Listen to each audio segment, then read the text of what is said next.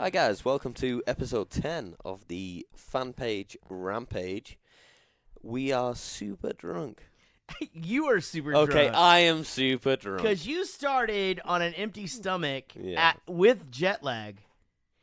And so here's the thing. So Daniel and Aisha flew in last night and had a little bit of jet lag. But you guys missed one flight, but really it didn't impact you that much because it would have been the same thing anyway. Yeah, right? yeah. And then came out to the bar owned by Kiss here in Dallas. And we had some drinks, but it wasn't crazy. We took you back to the hotel. You got to get out of sleep. But I feel like you woke up, ate a Texas waffle, and have been drinking ever since, and you haven't eaten anything. Basically, yes. Yeah. Yes. So I am super drunk. It's what I meant. Yeah. Right? The point. I'm fine Yeah.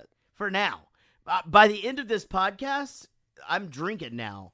By the end of this podcast, I'm hoping to at least join you. So we got to the bar and you said I'll have an iced tea, and I said I'll have a beer. So Right. That was the point where. That's the point where you knew things were going to go one way. Well, that's the point where we went down a fork in the road. Well, I had children with us over at the wakeboard park and was trying to remain... Shit, I hate facing this way. This chair sucks. Leave that in. Me. Hey, Jaret, leave that in. But yeah, it's good. It's good to have you in Texas, and this is your first time at the daycare. You're here in my studio. Yeah, there's so much cool stuff around. The point I'm trying to make, guys, is I'm Daniel Cotton from Twitter. And this is the fan page Rampage, and I'm joined by Jaret from Bowling for Soup. Hello. Who you're about to hear for the first time. Jaret, say hello. Hello there. How's it going? Oh, you haven't introduced me yet. Yeah, no, that's... I just thought we were just doing this and having I fun with it. was fucking with you. It's Man, Daniel is hammered. fine. I'm drunk. I'm gonna be honest, I'm drunk. Yeah, we're trying to get Daniel's girlfriends over here We're working on it. to hang out with us. And he's been on his phone literally the entire time I've been in here. I love Twitter. You I may love- know me as Daniel Cotton from Twitter. I love so Lamp. I love that. Lamp. What are we talking about first, Daniel? So, if there is anything to update us about Bowling for Soup, you go with it. All right. Today, as we're recording this right now, is our 25th birthday. Holy shit, I know. 25. I know. It's crazy. It's nutty. We did it. 25 flippin' years of being in a band, which is, I mean, holy crap. You know? Yeah.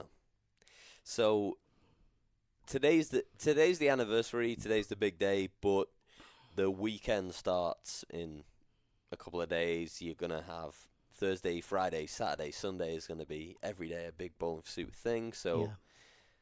what's the deal? Are we really doing this show, or should we just stop? Because I love this. This is great. Well, also, I just got a text that live karaoke is going on down the street. So should we go to live band karaoke or keep doing this show? Or should we just, like, fucking get through this show as quick as we can and then hit Lava Cantina? Let's do the show. Me drunk on the show is hilarious. So Agreed. No, I totally agree. 100%. Okay, what was the question? I'm sorry. So What's going on with Bowling for Soup? Oh, this week. Thursday, Friday, Saturday, Sunday is Yep. every day is going to be a big Bowling for Soup event. What's Yeah. the deal? Oh, dude, talk it's going about to be it. crazy. So Thursday, but this will have already happened. So hopefully all of these are successes. But Thursday, Jaret Goes to the Movies live. Me and the cast, my wife, Eric, Sean, Austin, talking about the movie The Last Dragon. Yeah, it's not a sleeper. I just yawned. Talking about The Last Dragon and with Timac, the star of that. Then Friday, our big brothers, the Nixons. It's funny because I always talk about Patent Pending and Simple Plan being our little brothers. And we're sort of the little brothers of the Nixons. The Nixons will play, and then Offended by Everything, which is a local band that is killing it right now. And then after that, Bowling for Soup karaoke. And then Saturday, Bowling for Soup and Not Your Girlfriends. And then an after party. And then Sunday, sold out brunch.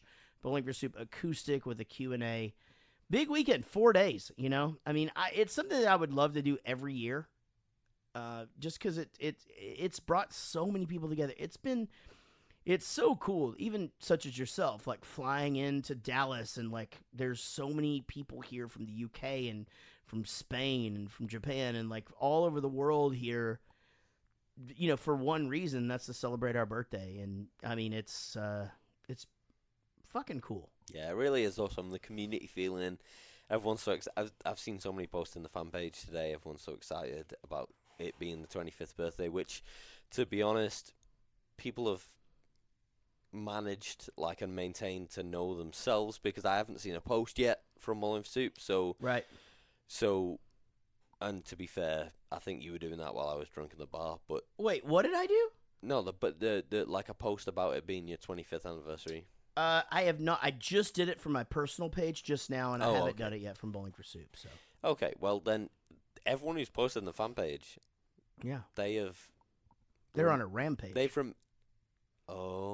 what I did there? I see what you did there. Whenever I asked Daniel if he wanted to do this podcast with me, he goes, "I'll do it, but with one condition: it has to be called the BFS fan page rampage." And I'm like, "That's fine with me. I don't give a fuck." That's 100% not true, and it's 100% accurate. And I bet I still have the text. And if you message me, I will tell you the origin story. No, I've definitely already told it on the podcast. All right. It was a spelling mistake by you. Okay. What's next? I like this though. This is fun. I know, it's way better when I'm I just don't know how drunk to get you. You know what I mean? Like, come on, you've seen me in England. The next thing to talk about is BFS in the news. Yep. Right? But we're not in the news right now except our 25th birthday. Well, there's been big stuff in the news because you've released a new single. That's right. Yeah, and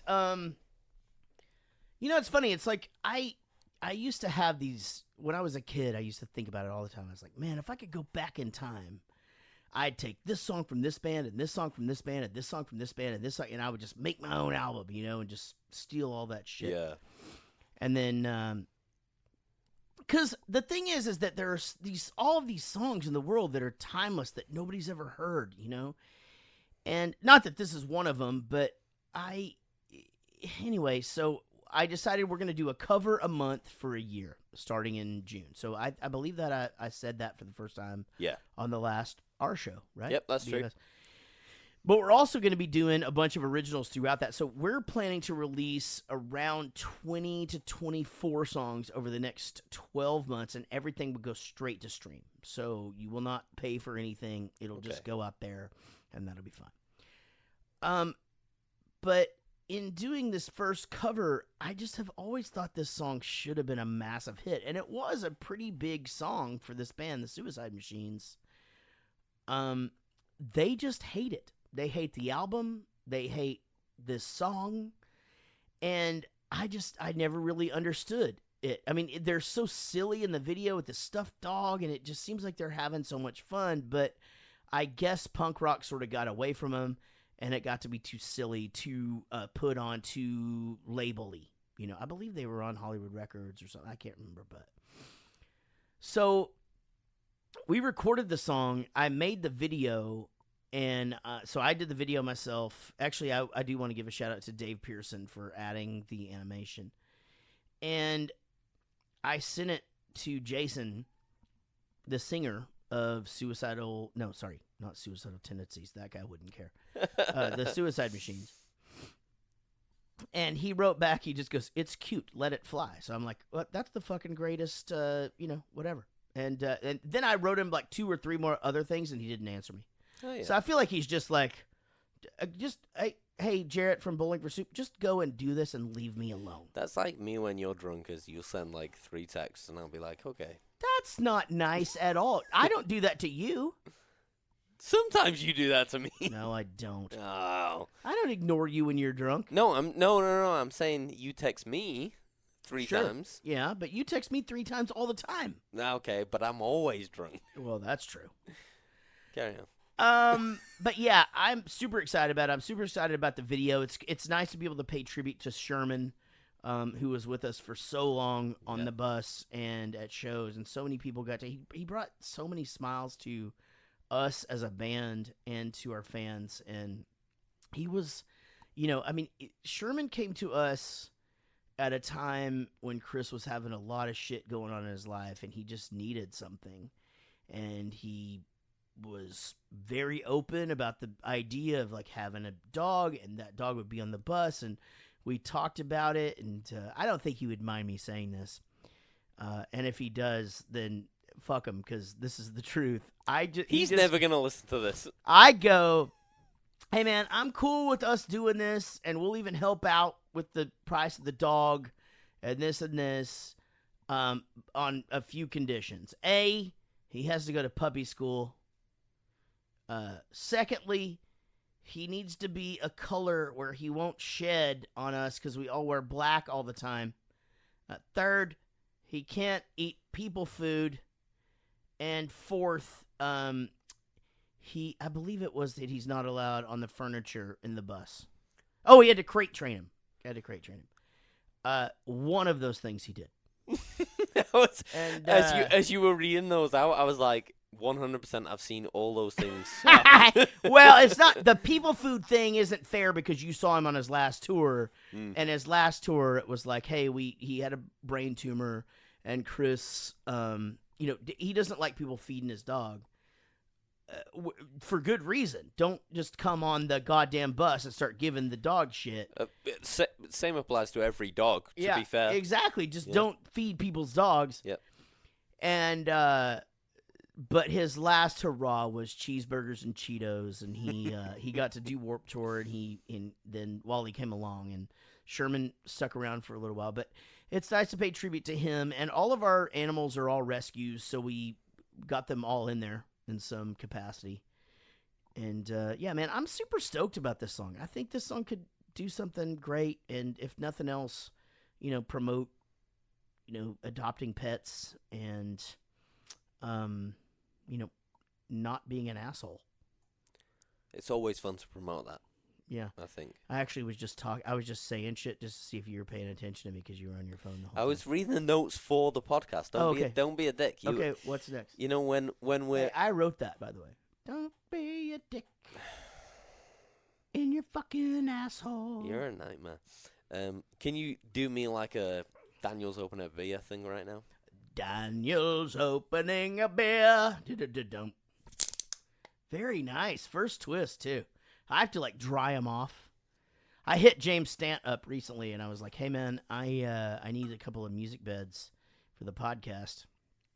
Jaret Goes to the Movies, because Rich left the show, and I have a new guy, and we've got a couple more bits or whatever, and he goes, I just got back I got the most English fucking response back ever, and I love you, James Stant, so much, but I just got back, oh, well, I hope everything is good with the family. Everything's going great here. We've got one that's doing this, and this one's doing this, or whatever, and then I'll try to get back to you the next 6 to 8 weeks, or whatever, because that motherfucker's busy. That guy's making Jurassic Park video games. I was just going to say that he posted something about working with Jeff Goldblum. Yeah. That's some real stuff. That motherfucker's not fucking around anymore. It's not just like him running around making a video for My Weena anymore. You know what I mean? It's a whole thing. He's like, what, Jaret Reddick? That's bottom of the barrel. Bottom of the barrel. So I got buoyancy. That's a fat joke. Yeah. Jesus Christ. Okay. Would you float? I'm not sure.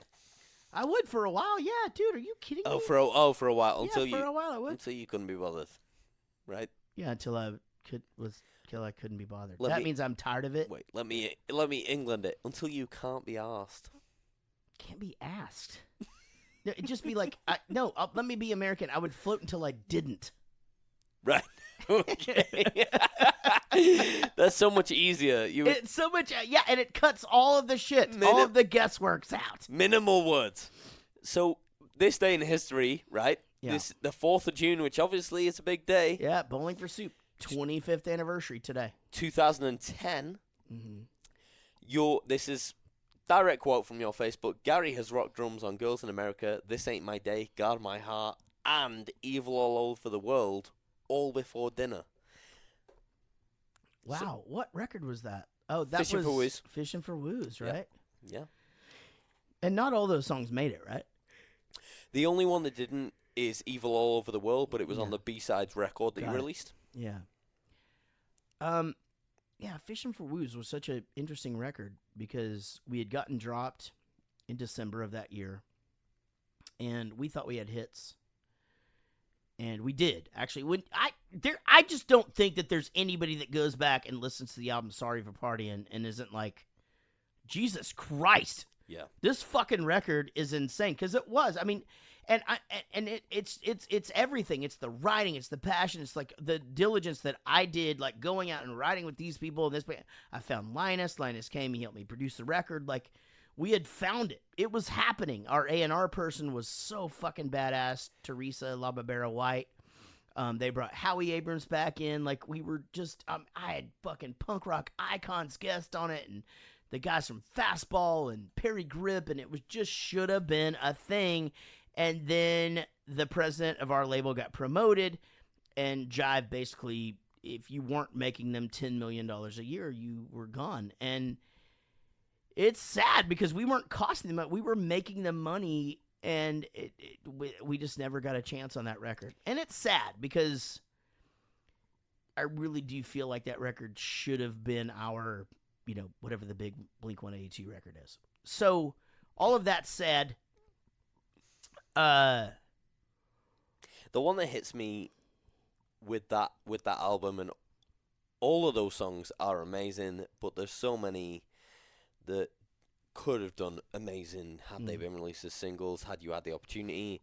But the big thing that hits me emotionally is hearing that line, "I can't wait to hear the remix on Really Cool Dance Song." It's like, had you had the press, the publicity, the push behind you, you would have had a million remixes to listen to.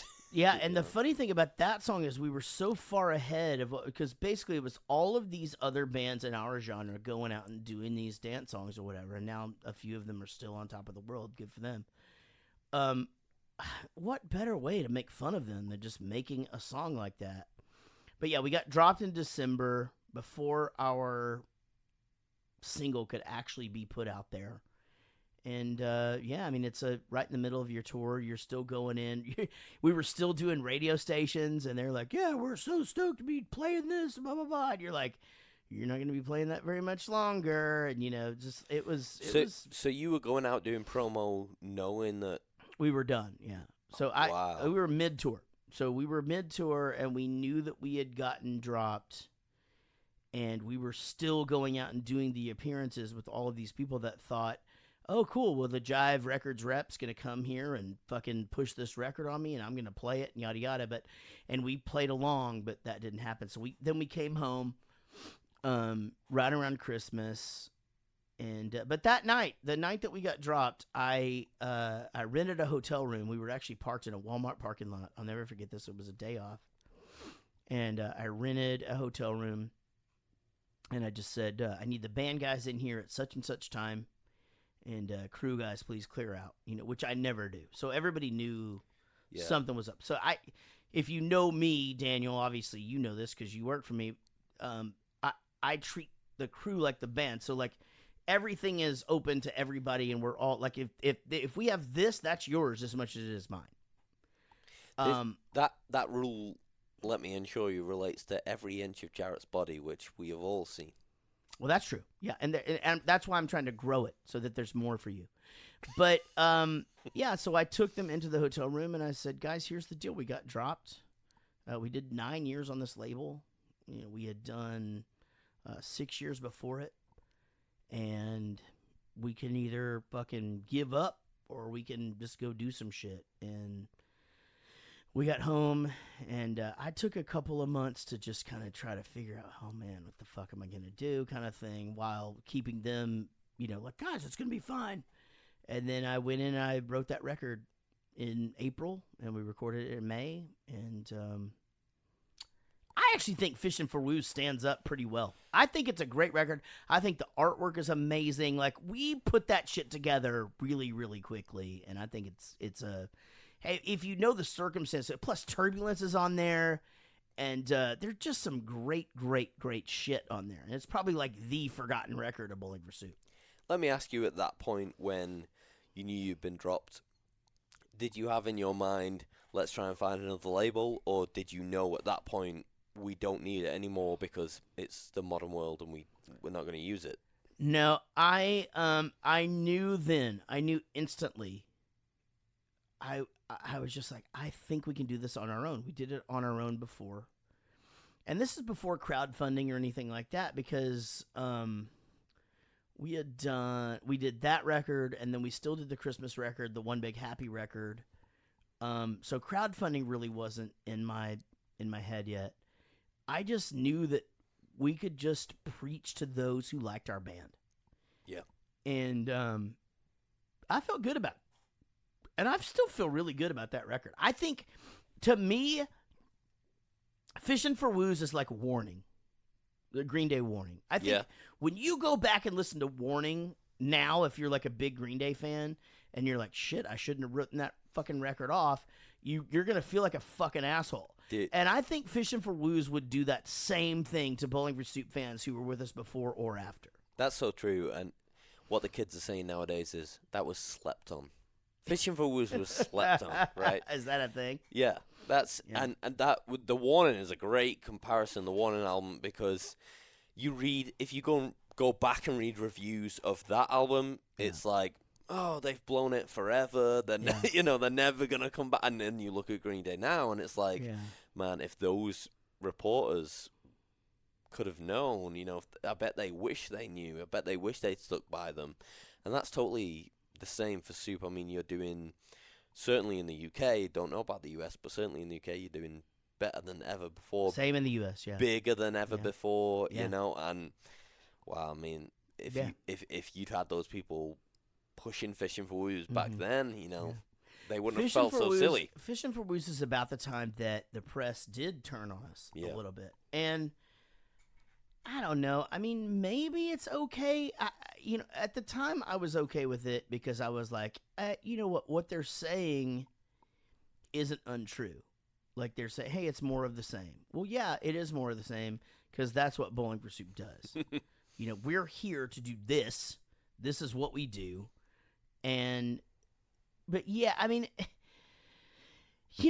especially the UK press turned on us in such a way that was like, man, I don't really know that we deserved that. Like, Kerrang, for example, and I'm quoted as saying this, so I'm not scared to fucking put this in the world because it's real, and my relationship with that organization is fine. But they called us one of the stupidest bands in the world for doing this photo shoot in my kitchen, and we're naked and we've got all this stuff, on us, and I think we're third to like Slipknot and Motley Crue, which is kind of a badge you'd wear, but also like it was a photo shoot for them that they set up. They paid a photographer to come to my house and shoot that fucking photo shoot, but yet we're the stupidest band.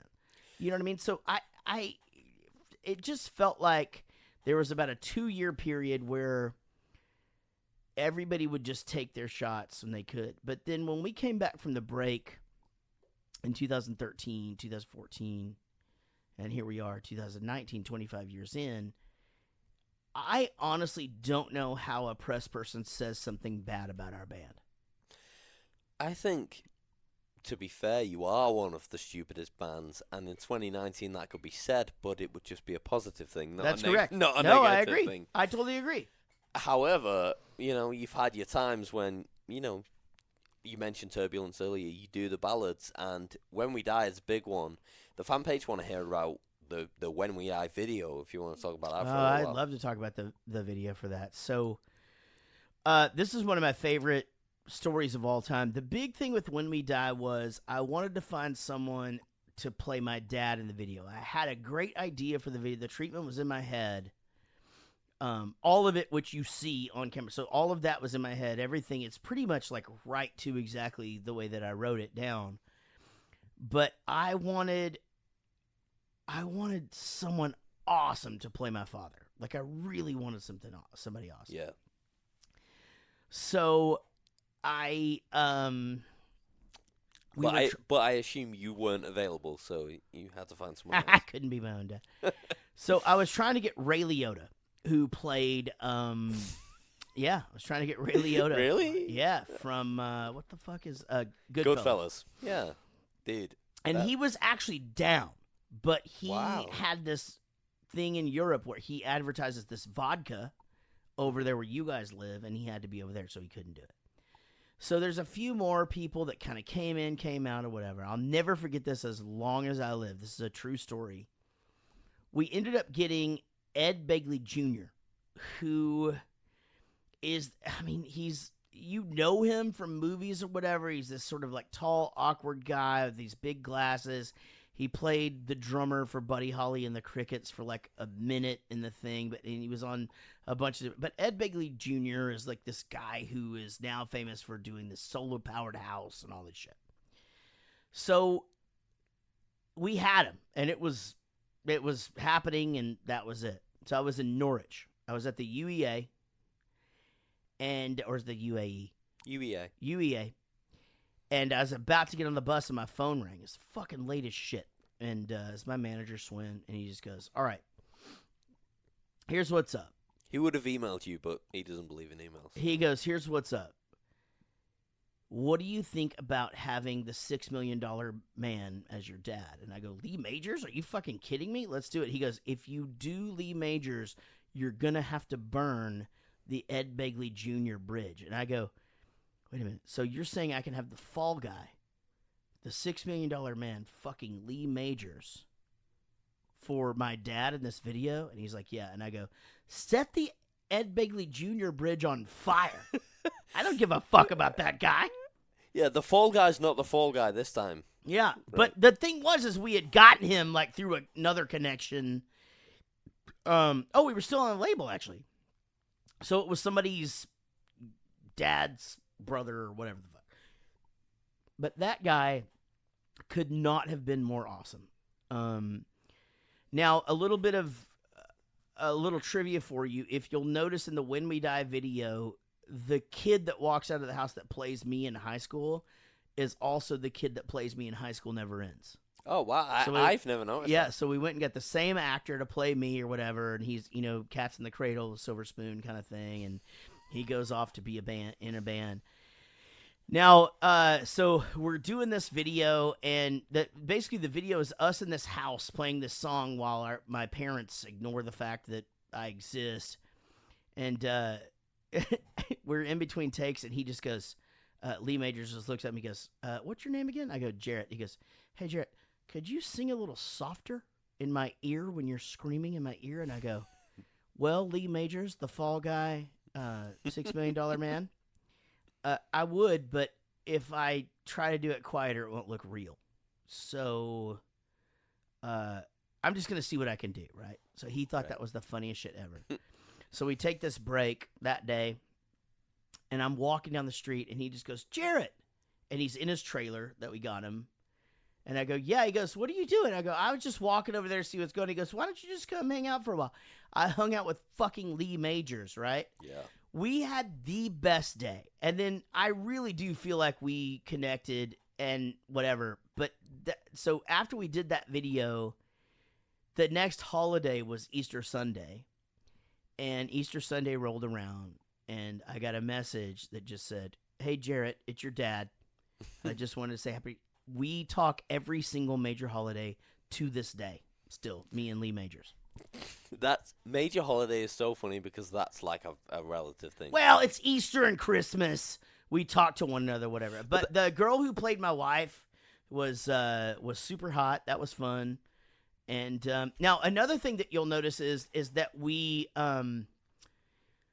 always hint at other songs in our videos. Yeah. And so the alarm clock actually comes on playing a Bowling for Soup song before we start that video. So now you bring that up. Is that something you can't do anymore because of the label situation, because of all of your historical songs with the label? Or well, we could do it now. I mean, we always did them in succession. So in Girl the Bad Guys Want, she was watching the bitch song. Yeah. And then in what do we do? Punk Rock 101 was a Girl the Bad Guys Want. I don't remember if we even hinted at that, but we did that sort of as we went. They would always hint at the video before them. Yeah. Kind of just stopped doing it. But I love that bit. I love, Girl the Bad Guys Want, where she's watching the bitch song video. Yeah. I think that's really funny, and also it's mentioned on your Wikipedia page, which, who the fuck knows who put that there, but right. it's big enough a deal to be a section on the Wikipedia page to be mentioned, so That we hint at our other videos before. yeah, like it's your thing. Sure. So is that, are you at the point now where you could hint to the previous video because the previous video is also yours and you own it? We could now, sure. I Yeah. mean, like, it'd be super easy to be able to do that. Hey, bud. What? How about you're in here? Yeah, what are y'all doing? We're just sitting. Okay. Have you talked to Casey? Yeah. You guys good? Yeah. Okay. You got a dry shirt? Oh, that shirt's dry? Do you have dry shorts? Yeah. Okay. All right. Love you guys. Okay. Hey, where's her bed? I don't know, but she's hopping. Oh, it's because she has a broken leg. I know, but That's just how she walks now for a while. She's supposed to stay off of it. yesterday she was walking. Is her bed, like, not right out there? Yeah, thanks, bud. Here. Yeah, that was a good idea. Let's just leave her in here. Thanks, bud. All right, y'all. I think Casey's about done, bud. I know. Okay, love you. Hopefully the thing that people care about a lot is, what are you listening to right now? What's the go-to song, the go-to album? Did I already do... Oh, man, I'm going to tell you guys this. This shit... I should get a beer, though, real quick before I tell you this. I think you should get a beer. I actually need to pee. Can we pee real quick? You can do what you want. Yeah, You edit this. It's my goddamn house. Mark it, you edit it. So the big thing everyone wants to know is, what are you listening to right now? What's your go-to song, album? Go. So we talked about the long shot last time, right? I think. Guys, The Green Day, Billy Joe Armstrong. we toured with this band a couple of times, and I'm so bad about just listening to shit. I really don't, because I like podcasts and I like, talk radio and stuff. Guys, the new Bad Cop album is so fucking good. If you like the Muffs or NoFX or the Dolly Rots, this is the album. Bad Cop. I can't stop listening to it. It is so insanely good. Really been enjoying that. And then of course, I listen to my my standards. The other thing that caught me off guard is I had a what do you call it when you sleeper album? Slept on? Slept on. I had there's a band called The Maine. I love The Maine. They have an album that I slept on called Pioneer. And I feel like a dick because I went back and I listened to it and I'm like, God damn it, why wasn't I listening to this the whole time? Yeah, I get it. So those would be my two picks for now, but Bad Cop, God damn, so good. So the fan page wants to hear about the lyrics behind Here's Your Freaking Song. What's the story? Man, such great questions today. Here's the thing about Here's Your Freaking Song. Also, this is all Fishing for Woos. This is another Fishing for Woos thing. Yeah, coincidence though. Here's Your Freaking Song. We were in the studio. We had finished recording the record, and I was up in LA. In fact, I was recording next to Laura Jane from Against Me, and we had a studio there in LA. And Laura Jane Grace, right? Yeah, I think I got that right. Yeah, Laura Jane Grace. Yeah, so and she was recording some new Against Me shit, which was it's always insane when you're at a studio in LA and somebody that you give a shit about is next door, But I was really hungover, and That doesn't sound like you. yeah, and we were essentially waiting for them to get stuff set up, and there was a problem in the studio. Like they couldn't get there was stuff out of phase or whatever, and they're working. And we were in the big room, and we were there that day to finish No Hablo Inglés, and it was just me and Linus. So all of the basic tracks had been done here the day Michael Jackson died, by the way. And 25th of June 2009. there you go. And so we were in finishing. No, that can't be No Hablo Inglés then. If it was 2009. No, that was alright. Sorry for Partying was 2009. It was, you released it September 2009. Oh, then here, what album was Here's Your Freaking Song on? Fishing for Wheels, that was 2011.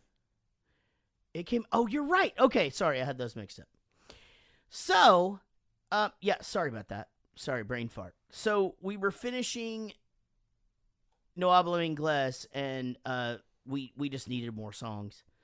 So me and Linus, we wrote Here's Your Freaking Song in about 5 minutes. It was just one of those songs where, and the thing is that all of those things that I do when I'm talking, like you said, baby, why don't you ever rap? All of that is ad lib. And Linus says that I'm the greatest in the world at the ad lib thing. So like, no matter what it is, like, you know what I'm talking about, don't you? Like all of that is ad lib. So, dude, the podcast is called A Podcast You Can't Sweat Out. And I listened to it recently because they did an episode on a hangover you don't deserve, and they talk about that, and they say that's such a cheesy ending. But I'm like, this is people who don't know bowling for soup, because that's hilarious. You know what we're gonna do? So tell me again about that podcast. So there's a podcast where they review MySpace era albums, and one of the ones that they did is a hangover you don't deserve, and they listen track by track. They play like 10, 15 seconds of a track. And then they talk about it, and they review the album gradually, bit by bit, and they talk to each other. Right. And they're friends. I've not listened to the other. Here's what I want to do. I want to take that podcast. If they picked apart my record, I want to take our episode 11 of this podcast. I want to take their podcast. And I want to listen to it. Of them picking apart my record. Okay. And then I want to pick apart their podcast. What do you think? That's a great idea. Right? So that's episode 11. I say we do that. Yeah. So that's going to happen. So episode 11 will be us listening to this podcast that obviously it sounds awesome. Yep. They picked apart my shit. Mm-hmm. And then, so I'm going to pick apart their shit. About my shit. What do you think? It's Inception. It's brilliant. I love it. Let's do it. Let's do it. What else you got? So, you never even talked about Here's Your Freaking Song. And but you got yourself mixed up. We got sidetracked. Okay, no, wait, because you got mixed up with albums. Because I was saying that why don't you ever write me a song? And I was like, whatever. So all of that is ad lib, and so. We did the demo that day, and then that would be released like 2 years later. And so much of the demo. Wait, so you wrote that during the Sorry for Partying? Wrote writing? it. So we had Sorry for Partying was done. We had gone back in to do No Hablo Inglés. Okay. We wrote Here's Your Freaking Song while waiting on the studio to get set up, and then Here's Your Freaking. We demoed it on their dime. And then it came out on Vision for Losers. So in your spare time, you wrote that song. Yeah. Well, that's pretty much my world anyway. Like I feel like that's always when that shit happens. But yes, that's true. I mean, yeah, and we were really on a roll then with like, you want it, you got it. Here's your friggin' song. It was so great. It just like it's a good thing.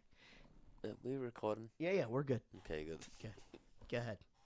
The main thing is, obviously, as always, the Q&A from the fan page. All right. And I would like to apologize in advance if I say your name wrong. I'm going to take this one a little bit slower because... He's hammered.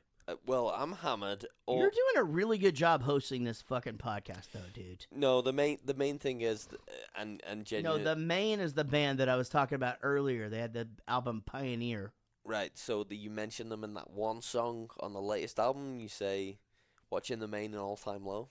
Yeah, that's right. Yeah, that's fucking true. Forgot about that. That's true. No, What song is that? I wanna. I don't know. It's one of the ones from the latest album. Okay, I need to send that to them. I don't listen to you guys that much. Me either. So no. Yeah.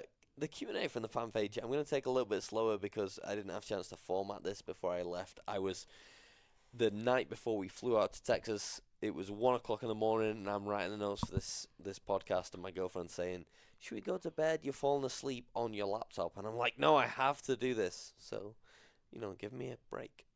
You want it? You got it. Here's your friggin' song. Here's your Q&A. Let's go. Matthew Scharf asks, "What made you a Steelers fan?" So my dad is from Pittsburgh. I grew up, watching football like everybody else. I was born in 1972. By the time I really cared about football, the Steelers were amazing. They won like 4 Super Bowls. They wore black and gold. I played football for a team called the Raiders in Wichita Falls, and they also had black and gold. And it just became my team. So then I loved the Steelers for a long time. Then I discovered music at 13, and I just didn't care about sports anymore. I actually really liked the NBA for a long time. But, like my love for the Steelers was just this thing that sort of rested back there. And then the year that they went to the Super Bowl, Ben's first one with Seattle, when he went against Seattle, whatever, I decided that year, like, I'm going to follow him this year. I'm going to see, and then nonstop since then. And and Daniel can attest this. It's just Steelers shit all over my house, and I am a real fan. Yeah. Oh, 100%. Yeah. Michael Price says, "Who would win this fight, James Bond or Jason Bourne?" I just did the thing that you always do. Yeah. Yeah. Man, James Bond or Jason Bourne? Nope. James Bond. James Bond, Jason Bourne. Yeah. I have to think. Here's the thing. I love Jason Bourne so much. Like, I just think that dude is so badass or whatever. But I just don't know how you defeat James Bond, because the thing about James Bond is he always has the people in his ear on his side. So he has a team, whereas Jason Bourne is going against the team. Yeah. It's a thing. But I don't know, man. They're both really smart. I don't know. If we go the law of averages, we've only had one Jason Bourne, and we've had a lot of different 007s. Ooh. Mm-hmm. That's a good point. My pick is Jason Bourne. Matt Walker asks, "Did you ever consider anyone else except Rob? Or No. Was he the go-to?" Absolutely not. So Rob had sat in for Gary 2 Warped Tours ago. Gary's wife is having a baby, and what the craziest thing about this story is that I felt like I was in a situation where I could have anybody I wanted. Like, I could have been like, hey, I could get Cyrus from Newfound Glory, or I could get this guy or whatever. Like, you just pay them and they come and play drums, and it's badass. And Gary actually had the foresight to go, don't you want somebody to just come in and like be a part of the whole thing?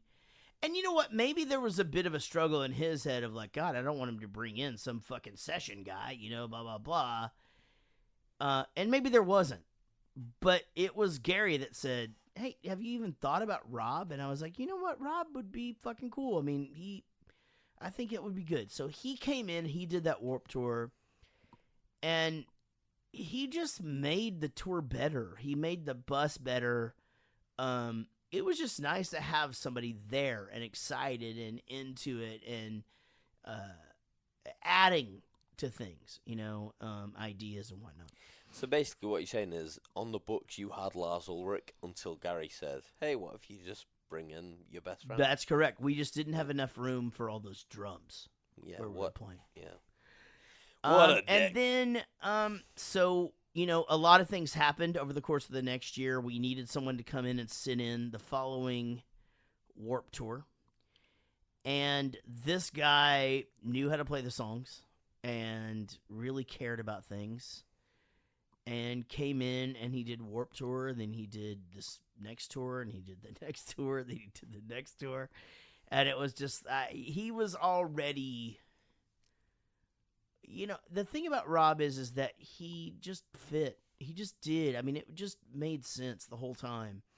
And though it's always hard to say goodbye to a band member, especially after 24 years, when someone comes in and adds so much positivity and so much drive and keeps us on our toes, like, guys, let's change the set list up. You know what I mean? Like we've been playing the same songs for such and such amount of time. Yeah. Let's change this shit up. And that's Rob will just text and be like, dude, this is a fucking great song. Let's play this. And I'm like, okay, Jesus Christ, Rob, calm down. Okay, but maybe you're right. You know, and So really, it's not like you replaced anyone. It's like you lost something and you gained something, and they're separate entities. 100%. Yeah, that's the thing that I think that everybody needs to know, and I think this is really important, and I think that especially this fan page needs to know, is that, you know, the six of us are great. I mean, Lance is still, I mean, when Lance and I are in a room, it's like nothing ever, no time has taken place, ever. Like, I mean, we've been friends since we're 4 years old. Eric and the rest of us are on a text thread all the time. Yep. He's telling us what he's doing. We're telling him what we're doing, blah, blah, blah.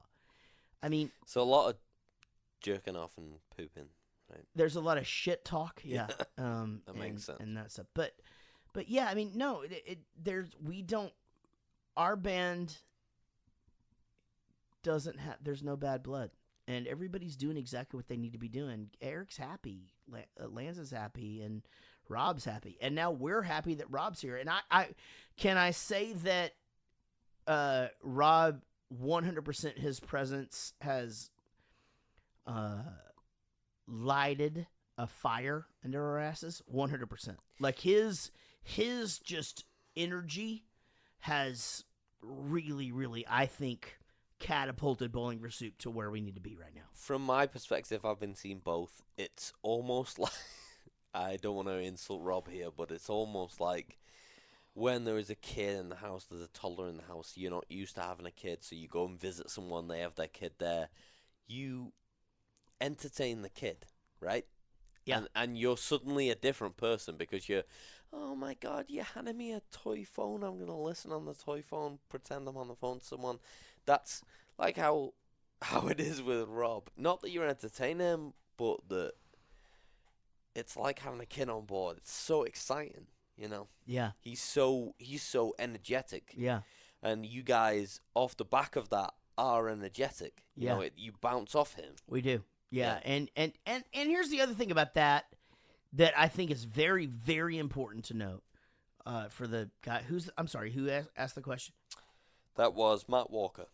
Matt, the other thing that is probably the biggest aspect of this question is how would he fit with the banter of the show? Like the timing and like being able to be there, because that is not an easy job. I mean, No. like we've had really, really funny fucking people, improv comedians on stage with us that it's not the same vibe. Whereas if you've seen Rob with the band yet, he's not just being Eric. He's doing his thing. So it's interesting to watch Chris and I react to him. Yeah. And vice versa, you know. And so, there was just no other. I wouldn't have ever thought about anybody else. And that's a great point because there is a separate pressure from doing your job. His job is play the bass. Correct. There is a separate pressure from doing that to responding to the onstage banter. Yeah. When I've been on stage in the bar, there was one particular night where he threw over to me, and that's not something I'm prepared for. Sure. And that's a big pressure, and that happened once to me. But obviously, for Rob, that's going to happen, 4 or 5 times during a show where you're going to throw over to him because he's a part of the band, and that's something to take on. That's a thing to learn. And the better that you do at it, the more I'm going to do that to you. You know what I mean? Or if you're being lazy that night and not talking, then I'm going to fucking just keep throwing it at you as well. Like, because I think that's funny. Like, I think it's funny when somebody doesn't really have anything to say, but I keep, me and Chris do this all the time. Just like, Chris, how's it going? He'll just go, man, I'm hot. You know, I'm just like, okay, well, hey, we'll check back in on a couple of songs. Yep. You know, and but yeah, I mean, Rob is the obvious choice. Again, I will never downplay 25 years in Lance's role, Eric's role, 24 fucking years in this band. But I think going forth, Bowling for Soup, I just don't know that we've ever been more lethal, and I think people will see that on the road. Sam Sold says, I feel like I should have asked this before I got a name tattooed, but was Nona a real person? Nona was not a real person. But that doesn't really matter. Nona is a representation of someone that's cooler than you are. You know, like if you were in high school and you knew this chick named Nona and she dressed better than you and she had this whole thing and all you wanted to do was get her attention, like her name couldn't be fucking Jennifer. You know what I mean? I mean, if it did, it wouldn't be interesting. Do you understand what I'm saying? Like, just the fact that her name is Nona she's a rocker with a nose ring. She had to have the punk name to go with the punk attitude. Don't you sort of feel like when people hear that song, they can picture her in their head? Yeah, and maybe they associate that with the girl in the video, but the reality is it's not the girl in the video. It is not. No. And in fact, the girl in the video, so this, I'm going to give you this. What? I'm going to give you this. Yeah. You can take this one to the bank. We had filmed a video. Yeah. We had done the entire Girl the Bad Guys Want video.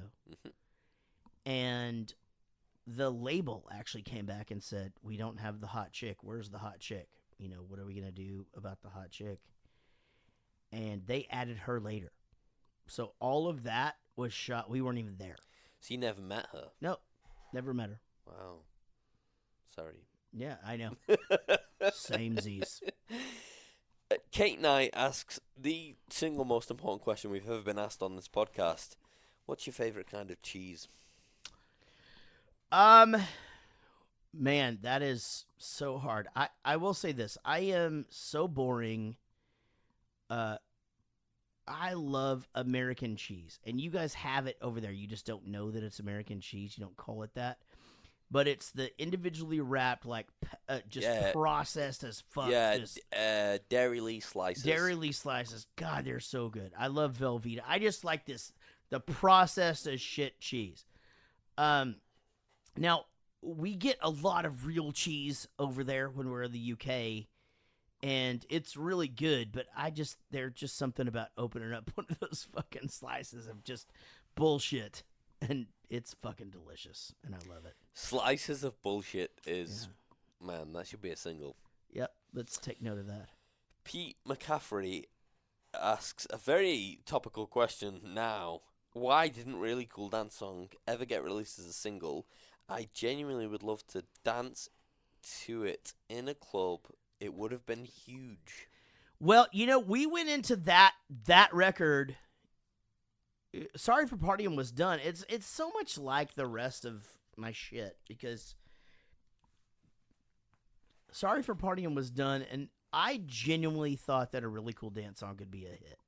I really did. I thought, why not poke fun at what's on the radio? The label came back. They wanted a single. We didn't have a single, so I wrote No Hablo Inglés. I came up with it one day. I'll never forget. I was in my bathroom, and I was like, I had always said that a song that would incorporate Spanish into it, and I'd thought about it forever. And you remember I did it in On and On About You. And yeah. I was always like, man, if all we could do, so like, why not just give them the tagline or whatever?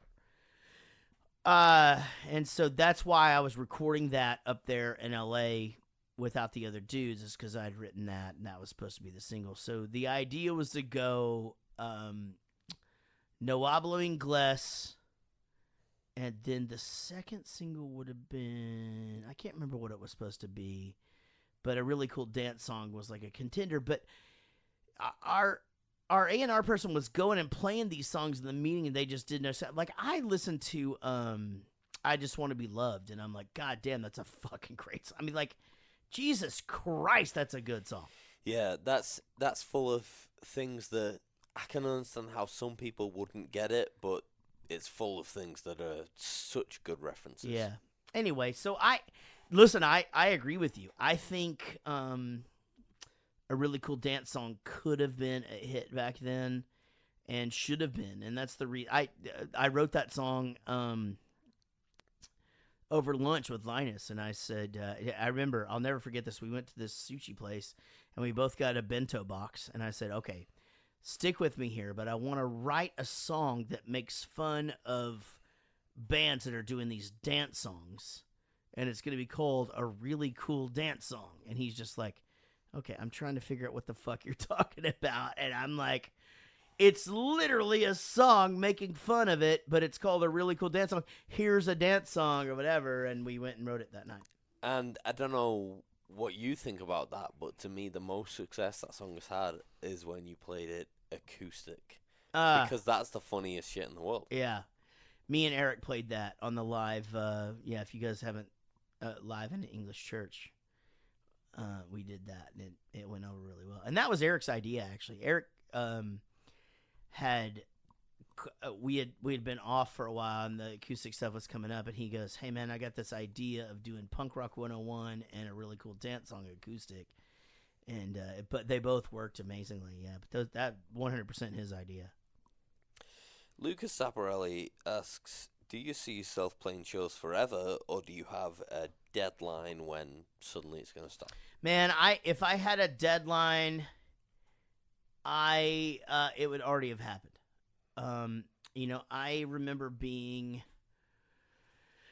asked, years and years ago, like, where do you see yourself in 10 years, or when you're 40, what are you going to be doing? And I would say, it's not like I'm going to be 40 years old singing songs about high school and doing fart jokes for a living. And now I'm fucking 47.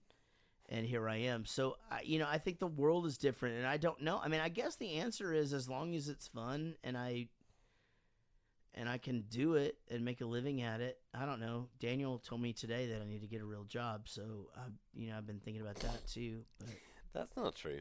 It is true. That's what you said. You even fucking gave me an idea of what job I would get. Oh, that's true. Yeah, I told you what job you should get when you retire. I didn't tell you when you should. Oh, you retire. didn't say right now. Yeah. Okay. So I don't know. I mean, you know what's funny about this? Who asked me this question? Lucas Saparelli. Lucas, the funniest thing about this question is this. I mean, I'm booked for the next 2 years. And then as I do those 2 years, I'm going to book 2 more. You know what I mean? Mm. And so I don't know. I mean, I don't know. I don't know when I'm going to stop. Right now, my voice feels really good. And I think I've got a lot to say. I actually can play the guitar pretty well right now. So I guess when I start writing songs that don't connect anymore, I'll just stop. That's a funny idea, because do you think you're able to immediately receive when a song connects? Yes. Yeah? In what way? Feedback wise, what's funny about me is that I can't hear a hit. So I'll like in all of our albums and dude, like all of the songs being available for this critique,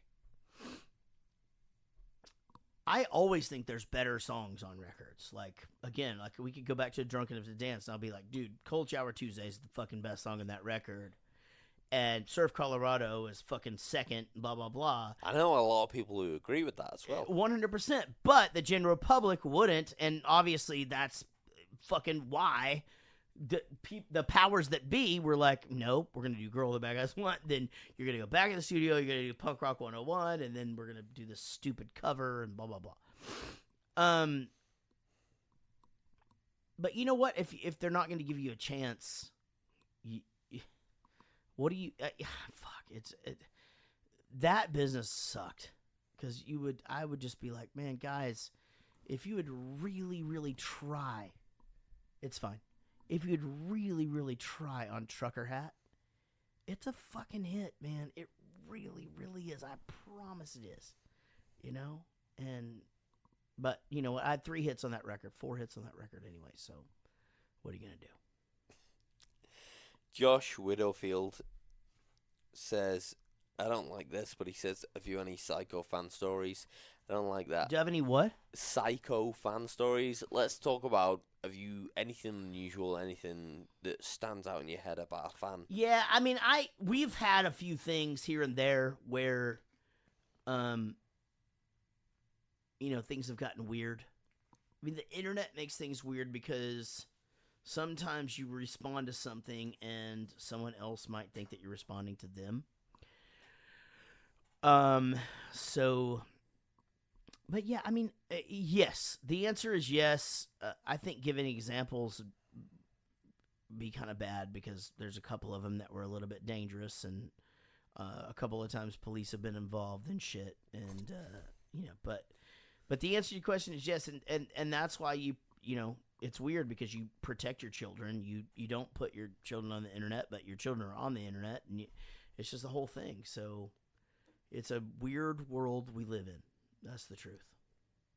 I do appreciate the question. If you ever ask me individually, I'd be happy to tell you some shit. But I'm afraid if I say it right now that somebody's going to get re-mad.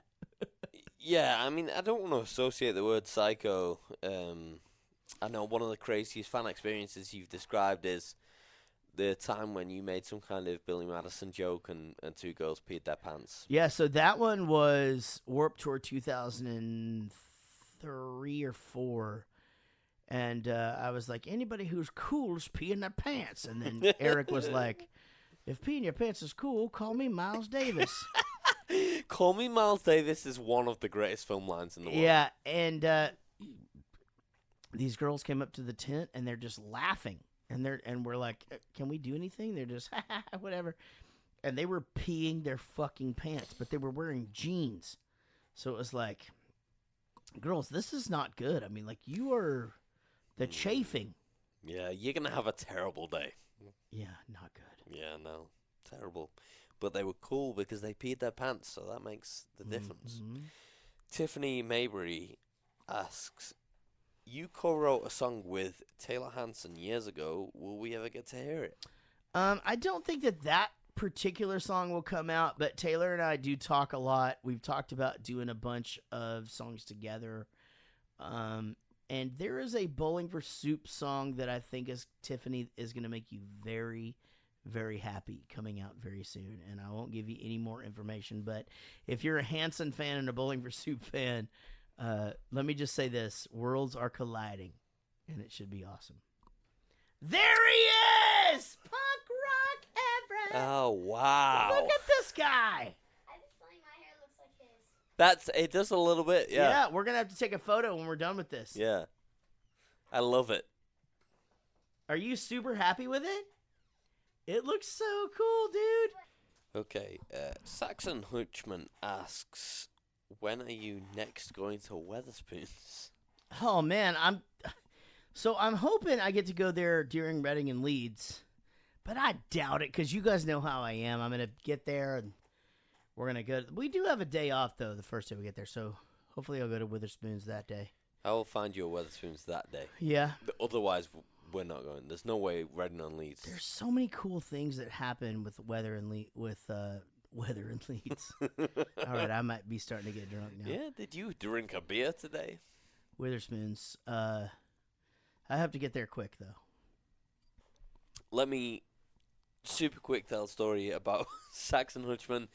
She asked me outside a show once. She was waiting for you guys to come out, but it was you played when you played Reading, when you played a show in Reading. Yeah.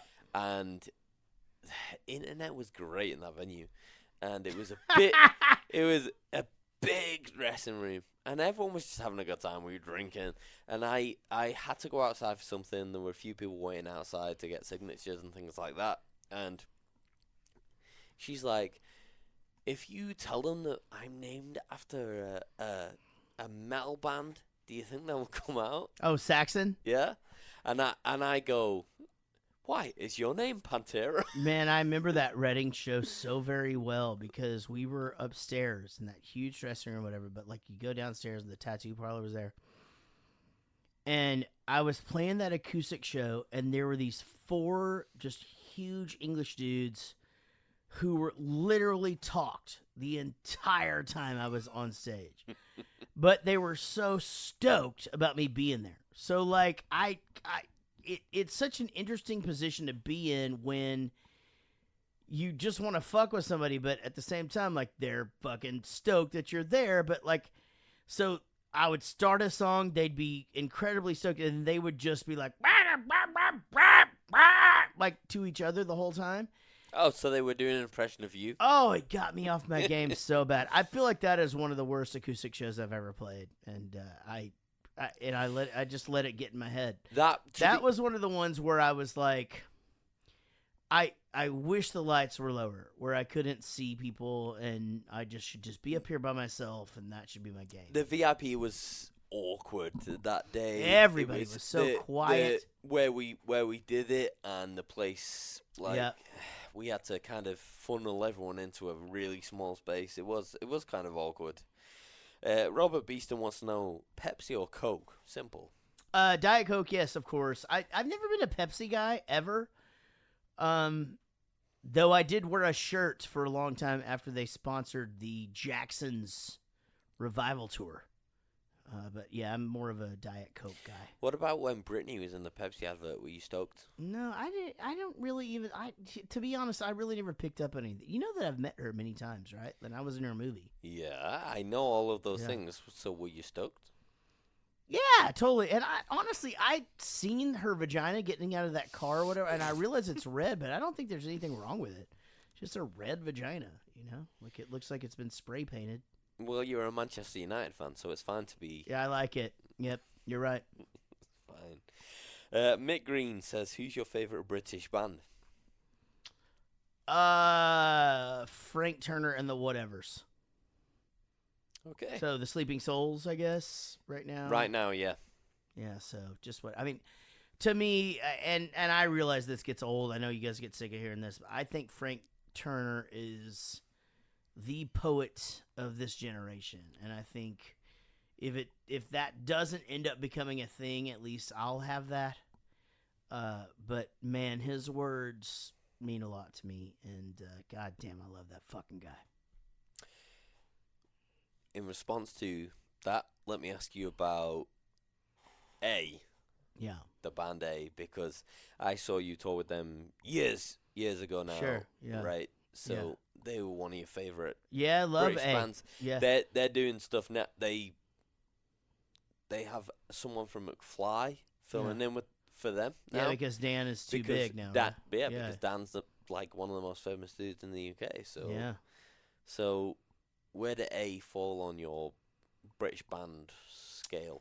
Top 5 for sure. I mean, I think that album Monkey Kong is so goddamn fucking good, and I'll never forget. We were over there for the second time ever, and we went on tour with this band called Uncle Brian, and Uncle Brian let us like stay at their houses, and we went in their van, and we smuggled merch over. It was a full-on road dog in it, and that A record, we would just play that over and over, that Monkey Kong record where that's got the Lake Tahoe. Yeah. Won't do that. Na na na na na na na na. Oh, so good. And Jason, the twin that sings, is such an insane producer, songwriter, or whatever. And but yeah, man, I mean, they're up there for sure. Yeah, I mean, if you're from the UK, he's done so much McFly stuff, Busted stuff. At the Blackout, he did pretty much everything. The Blackout, and obviously they know more. But A was his passion project, and everything else he made his money from being a worker. He did every band. Yeah, I mean, dude, they were something special. You would have loved. I saw them. They toured recently with Wheatus, and you would have loved it because Jason bought from an ex-employee. Jason bought a Deliveroo uniform and bag, and came on stage and performed as if he was a Deliveroo deliverer person. Oh, every night. Yes. That's amazing. Yes. Yeah. Yeah. So he comes on stage, like first song arrives on stage. He's got the big bag on as if he's delivering like 20 meals, and he's in the shiny coat, the silver and green coat, the hat. Because, and I heard him saying this, he said to the guy, like, I want to buy the bag, and the guy's like, do you want to buy everything? I'll give you everything. So he comes on in this, and it's nothing to do with their show. Nothing. It's nothing. That's a song. Yeah, I got it. It's nothing Nothing. to do with their show, but he just does it because it's English and it's funny. He does this thing when he sings where his arm goes back and forth the whole time. Oh my god, dude! Like a pendulum. Oh my god, the Jason Perry dance. I tweeted him after I saw them when you toured with them. So 2010, the Just Can't Get Rid of Us tour. You toured with them, and they have always been one of my favorite bands. And you guys kind of got them to get back together. We did, yeah. And I wasn't going to take the credit for that, but I appreciate that. Yes, that was a phone call and an email and a bunch of other stuff. And I was like, guys, would you not just fucking come and do this with us, please? Like, come on. So 2010. Yeah. So I was so excited for that tour, and then you announced that you were going to support, and that, like, the song Nothing was 100% the same era of when Girl Lullaby Guys 1 was being played on Kerrang. It was absolutely the same, and I was so excited. And to see them, and Dan was on that tour, right? Dan was on that tour, yeah. So I think that's certainly one of, if not the last times he performed with them. No shit. Yeah. Yeah, and that dude, he does the rock show on BBC, and so Radio 1. Yeah, he's big time. He's UK big time, 100%. Yeah. Yeah, I was so excited to see them perform because, I mean, Nothing, Starbucks. Yeah, Starbucks is a great song. Oh my god, that's so good. And they just never had that chance. They never had that big time the way you guys did with Girl Lullaby Guys 1. Yeah, but I mean, at the same time, what's funny about that kind of situation, though, is where you talk about how this guy is involved with the biggest bands in the UK, and at one point, like, international fucking shit. I mean, he was writing Jonas Brothers songs, and that Canadian band, the Moffats. I think that's what they were called, but but then his own band was doing this thing. It's like I think about with, so many dudes who are, hey, here's my art, and here's where I go and fucking take over the world kind of thing. So maybe that was his shit. I mean, I don't know. I felt like, nah, should have been a fucking smash. That dance that he does, I did that at, I think it was a New Year's Eve party, and everyone made fun of me because we'd just seen them touring with you guys.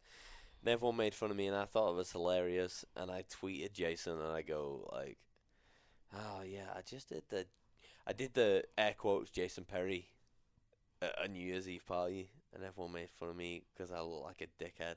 And were you super drunk? I was drunk when I did it, but he's sober when he does it. But I was doing the same dance, right? The arm swinging, back and forth arm swinging dance that he does. Yeah, well, it's just the one arm, so it's just, and everything. It's like he's bowling. Well, it depends if he's singing or not, because if it's not got to sing right now, he does both arms. If he's singing, okay. right. But I go, yeah, I look like a dickhead, and he goes, "Oh, thanks for saying the way I dance is like a dickhead," and I'm like, "No, I agree with him on that." I'm like, "No, it's like yeah, it's that's funny." fucking fucked up. No, but I'm saying, me doing it on my own at a New Year's Eve party, I looked like a dickhead. He's on stage doing it, and he is the coolest motherfucker because his band, holy shit, yeah, they hit the big time. Well, I have to do a interview about Not Your Girlfriends in 15 minutes, so let's do a couple of more. Okay, And let's hit some small ones then. Wendy Victoria says hot dog or burger. both. Both at the same time. Yeah, I like to have a hot dog and a burger, and then I just don't do any side dishes. Amazing. Sean Yates Smith says, you said your family or you do karate. What karate is it? I do water karate, and my family are all ninjas. Jason Cribb says, what's your favourite UK venue you've ever played?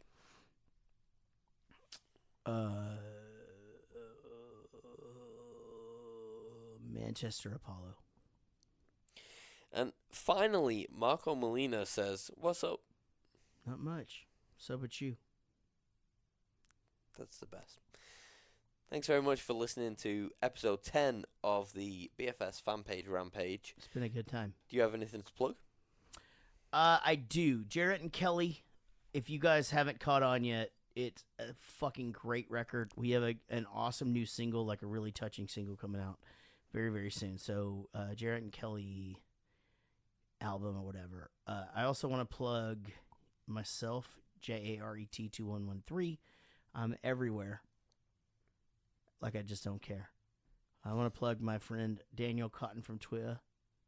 Oh no, that's you. I'm sorry, that's your own thing to plug. I think that's it. That's all I have to plug, I think. Okay, so you can find me on Twitter. I'm Daniel Cotton. The main thing is, please go like my new podcast. It's called A Hangover You Don't Deserve. And if you don't get the reference, then why are you even listening? Yeah. But that fucking theme song is dope, yo. Oh my god, this fucking douchebag did this theme song. He was like, please put my theme song on your podcast. That did happen. No, please go listen. A Hangover You Don't Deserve podcast, and we talk about getting drunk. We talk about being hungover. We talk about any shit that we think is funny. It's hilarious, and Jaret sings the theme song, and it's fucking amazing. Go listen to it. Yep, go do that. Thanks, guys. Take care.